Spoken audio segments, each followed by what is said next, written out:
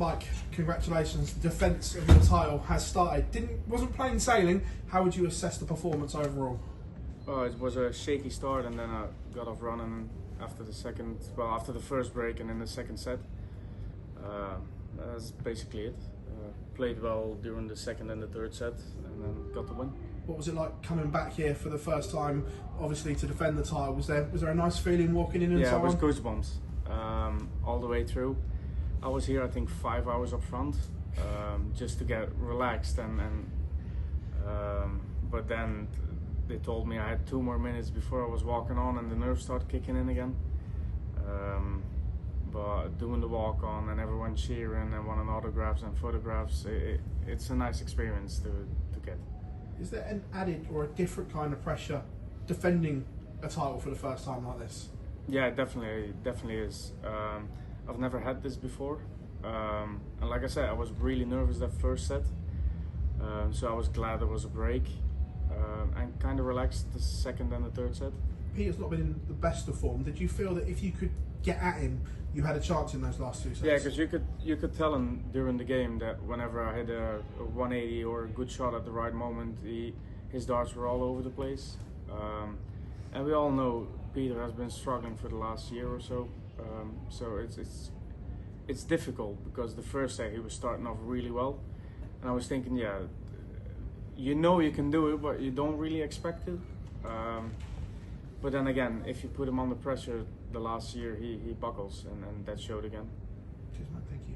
Well, Mike, well played today. I remember last year at the World Grand Prix, there was a really good crowd reception for your walk-on. Yeah.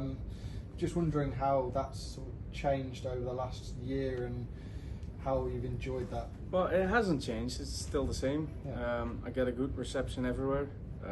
It's an easy song to remember, and everyone knows the song. And I guess the people in Leicester really love it, and it showed again tonight. I think every single person in the room was singing it, and that's what you want from a walk-on. Does it relax you as well when you get that reception? It's double. At some point it relaxes me, and other times it gives me more nerves. Like when I have to walk on in Antwerp or Wiese, the 2 European tours, then it gives me more nerves, because you know everyone's for you. But it's a nice feeling. You were talking a little bit about Peter's form. Were you sensing a bit of frustration when he wasn't managing to hit the opening doubles during that game? Yeah, a little bit. You could tell in his body language and the things he said walking back. But hey, that's his thing. He needs to get his act together, I guess. He hasn't been the best for the last year, like I said, and it's tough to see, because you know what he has done before, and now seeing him struggle is not nice. You don't want to see anyone in that position. What sort of things was he saying to himself? I can't. No, I can't. And just one more on Dimitri Van den Berg. It's obviously been a little bit of a tough time for Dimitri as well. Can you sort of update us, I guess, on how he's doing at all? It's not up to me.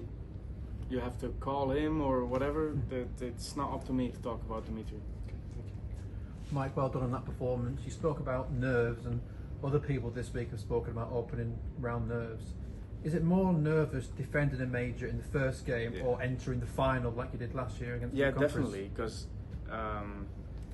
today mostly the people were expecting me to win, and last year in the final I don't think anyone outside of Belgium was expecting me to win. So it's a lot different, yeah, and it's something that I have to hopefully get used to, well, we'll see the rest of the week how it ends. Hopefully I can start off again better than I did today. For the past few years, we had Kim Huybrechts flying the flag for Belgium darts, then it was Dimitri Van den Berg, and it looks like he would do that for a long time, match play winner, UK Open winner, but he struggled a lot lately. Do you feel more pressure now as almost the sole Belgian player who's flying the flag in these big tournaments?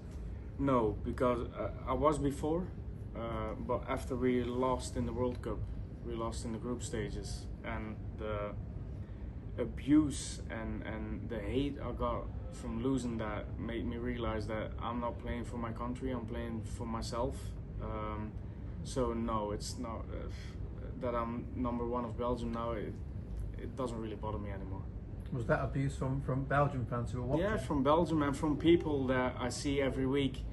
And when they see me, they go, "Oh, Mike, how you doing? Oh, you're doing well." And then when you lose a game, they would bury you. And no, after that, I said, "I'm not playing for my country. I'm playing for myself." Is that something that you've learned to cope with in the past year? Because you got thrust in the limelight, winning that major. Other people have spoken about it, getting online abuse. Have you noticed that more? And how do you sort of deal with it? It's easy. Definitely. I think a couple of months ago, I posted some stuff on my Instagram story about messages I got losing a game on the live stream on the Pro Tour. And it was a first round game, and the other guy did what he had to do, checked the right things, and the abuse I got, people wishing me to die or get an awful disease, it's just been ridiculous. And it's not only me, it's everyone gets it.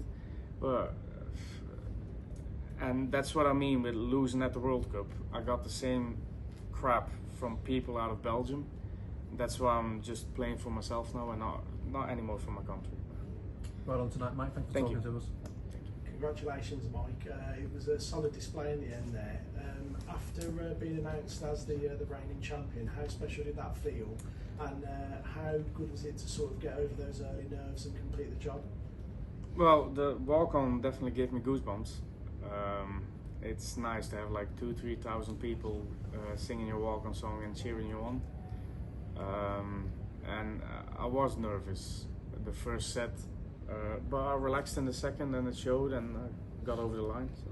And it'll be Luke Little next for you. I don't know if you saw his performance earlier. I did. How do you feel about that match, and were you prepared? Well, I hope he doesn't do it against me, because it doesn't matter who he does it against. It's hard to beat. So yeah, I'm not gonna sit here and say, "Oh, well done." No, I hope he doesn't do it against me. Simple. Thank you.